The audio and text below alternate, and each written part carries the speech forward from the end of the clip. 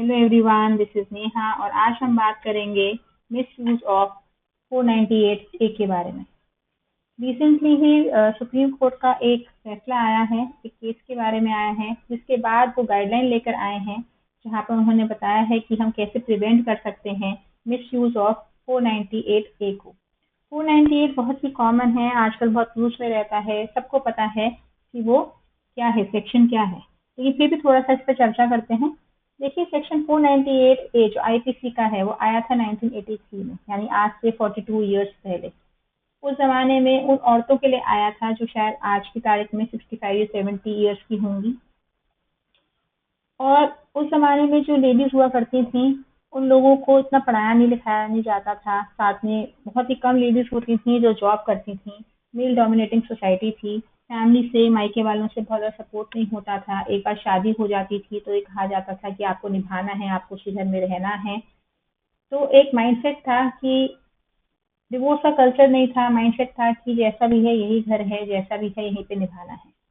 कभी कभार हस्बैंड या उनके इन लॉज जो होते थे बहुत क्रूअल होते थे विमेन के साथ, बहुत मारपीट हो जाती थी, डोमेस्टिक वायलेंस बहुत हो जाता था, कभी कभी डाउरी को लेकर हैरेसमेंट हो जाता था, इतना कि जो लेडी है वो सुसाइड करने पे मजबूर हो जाती थी या उसको बहुत ही फिजिकल या मेंटल इंजरी होती थी। ऐसे में जब ये लॉ लेकर आए गए, जब ये सेक्शन लेकर आया लॉ, तो उनका जो इंटेंशन था वो था कि ऐसी मैरिड वुमेन को क्रुएलिटी से प्रोटेक्ट करना है। तो उसमें उन्होंने एक प्रावधान दिया कि आप बस जाइए और एक एफआईआर लिखवा दीजिए और जो हस्बैंड है और जो इन लॉज हैं उनको तुरंत अरेस्ट किया जाएगा, उनको बेल भी नहीं मिलेगी और इस तरीके से आपको प्रोटेक्ट किया जाएगा। लेकिन over the years, in 42 years के अंदर समाज बहुत बदला। लड़कियों को पढ़ाना स्टार्ट कर दिया, बहुत सारी लड़कियां जॉब्स करती हैं, लड़कियां इंडिपेंडेंट हो गई हैं, बहुत सारी चीज़ें चेंज हो गई हैं, बहुत ज़्यादा विमेन प्रोटेक्शन राइट्स आ गए हैं, सब कुछ आ गया है। और साथ ही सेक्शन 498 ए जिस चीज के लिए बना था उस चीज के लिए इस्तेमाल ना होकर उसका मिसयूज भी स्टार्ट हो गया है।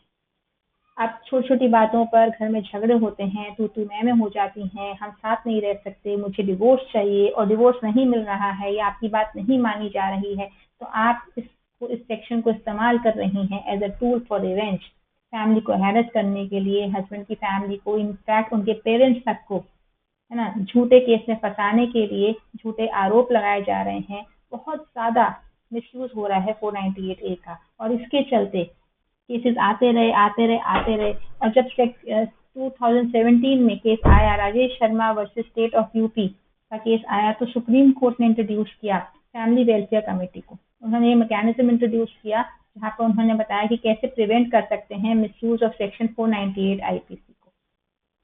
लेकिन क्योंकि किसी और केस के चलते ये चीज़ एग्जीक्यूट नहीं हो पाई। फिर उसके बाद अब रिसेंट का केस आया है शिवांगी बंसल वर्सेस साहिब बंसल, जिसके बाद तो फाइनली सुप्रीम कोर्ट ने कह ही दिया है कि हम सपोर्ट करते हैं इलाहाबाद हाई कोर्ट गाइडलाइंस को। और ये जो मैकेनिज्म है फैमिली वेलफेयर कमेटी को, इस मैकेनिज्म को तो इंट्रोड्यूस करना ही करना है, क्योंकि अब हमें ये जो मिसयूज है इसको खत्म करना ही है सेक्शन 498 ए को। तो पहले समझते हैं कि क्या है ये केस। देखिए, इस केस में शिवांगी बंसल और साहिब बंसल की शादी हुई थी दिसंबर 2015 में और 2016 दिसंबर में उनकी बेटी पैदा हुई रैना। 2018 अक्टूबर तक उन्होंने डिसाइड कर लिया कि वो लोग साथ नहीं रह सकते और सेपरेट रहने लगे। इन 7 सालों में इन दोनों पार्टीज ने जितने आईपीसी के केसेस डाल सकते थे एक दूसरे के खिलाफ डाले। 25 लीगल फाइलिंग हुई, जिसमें डोमेस्टिक वायलेंस का केस भी डाला, डेफेमेशन का, क्रिमिनल इंटिमिडेशन का, वॉलंटरी हर्ट का, रेप का, किडनैपिंग का, रॉन्गफुल रिस्ट्रेंट का, असॉल्ट का, जो जो केस डाल सकते थे, डेफेमेशन का, ब्रीच ऑफ ट्रस्ट का, सब एक दूसरे के ऊपर खूब केस डाला गया।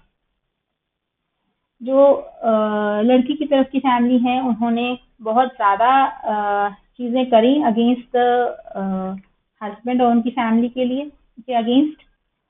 हस्बैंड को जेल हुई 109 दिन की, उनके फादर को जेल हुई 103 दिन की, उनकी फैमिली ने सफ़र किया, फिजिकल और मेंटल ट्रॉमा सफ़र किया, उनसे 1.5 लाख रुपए मेंटेनेंस मांगा बच्चे के लिए।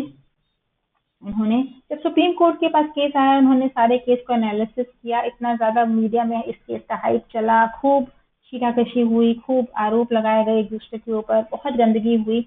जब सुप्रीम कोर्ट के पास केस आया तो उन्होंने सारे केस को स्टडी करने के बाद सारे कुछ डिस्पोज कर दिए। कहते नहीं, बेकार केस है, बेबुनियाद केस है, और सारे केसेस को उन्होंने सेटल करा। और साथ ही उन्होंने कहा कि देखिए, क्या चाहिए आपको? चाइल्ड की कस्टडी चाहिए। चाइल्ड तो वैसे भी सेपरेशन के बाद से माँ के पास ही रह रही है, छोटी रह रही है, चाइल्ड की कस्टडी दे दी मदर को। साथ ही में फादर और उसकी फैमिली को कहा कि आपको विजिटेशन राइट्स मिलेंगे। पहले 3 महीने सुपरविजन में मिलेंगे आपको विजिटेशन राइट्स। बाद में जब देखेंगे कि एक माइनर गर्ल है, उसकी वेलबींग और उसका कंफर्ट देखते हुए कि वो कंफर्टेबल है कि नहीं, आपको महीने में एक बार 9 से 5 बजे तक का आपको मिलेगा at a place of education पर, और आधी छुट्टियां भी बच्चा आपके साथ बिता पाएगा। ये सब चीज़ें उन्होंने बोली। साथ ही में उन्होंने शिवांगी जो मेंटेनेंस वाली जो चीज़ें थी उसको कैंसिल कर दी कि कोई मेंटेनेंस नहीं मिलेगा, आप इंडिपेंडेंट हैं, आप अपना आप आराम से पाल सकती हैं। साथ ही इतनी जो हैरेसमेंट हुई फैमिली की, हस्बैंड की फैमिली की, उसके लिए शिवांगी बंसल को कहा गया कि आप एक अनकंडीशनल अपॉलॉजी पब्लिश करेंगी, सोशल मीडिया प्लेटफॉर्म पे भी, न्यूज़पेपर में भी, ये बहुत ज़रूरी है। साथ ही में सारे केसेस डिस्पोज करने के बाद सुप्रीम कोर्ट ने कहा कि अब फ्यूचर में कोई भी एक दूसरे के अगेंस्ट कोई केस नहीं दायर किया जाएगा। ये मैटर खत्म हो गया है तो पूरा खत्म ही हो गया है, अब इस पर कुछ नहीं होगा। और जो भी सोशल मीडिया पे जितनी पोस्ट गई हैं ये सब चीज़ें, उसको भी डिलीट कर दिया जाए। अब जब खत्म हो गया है तो इस पर और बात और मुद्दे पर बात नहीं की जाएगी। कोर्ट ने अपनी इनहेरेंट पावर जो उनके पास है आर्टिकल 142 ऑफ द कॉन्स्टिट्यूशन को इस्तेमाल करते हुए इन दोनों की शादी को डिसॉल्व कर दिया और इस तरीके से मैटर को पूरी ही तरीके से खत्म कर दिया। ये जो जजमेंट थी एक लैंडमार्क जजमेंट थी। क्यों लैंडमार्क जजमेंट थी? क्योंकि इसमें पहली बार आपस के गिले शिकवे ना देखकर बच्चे के वेलफेयर को देखा गया। एक स्ट्रक्चर्ड कस्टडी दी गई, विजिटेशन प्लान भी पूरा स्ट्रक्चर तरीके से दिया गया कि जिससे बच्चे का बेस्ट, जहाँ बच्चे का बेस्ट इंटरेस्ट है। साथ में इस केस में ये किया कि पूरा ही पूरा एक फाइनलिटी इंश्योर की गई कि भाई खत्म हो जाना चाहिए सब कुछ। इनोवेशन रेमेडीज हुई कि हाँ भी पब्लिक अपॉलॉजी होनी चाहिए। सोशल मीडिया से जो भी जब फालतू चीज़ें हैं उनको डिलीट कर देना चाहिए। फालतू में एक दूसरे पे छीटाकाशी नहीं करनी है, ये सब कुछ कर देना चाहिए। साथ ही में उन्होंने कहा कि एक कूलिंग ऑफ पीरियड चाहिए और वो लेकर आए कुछ गाइडलाइंस।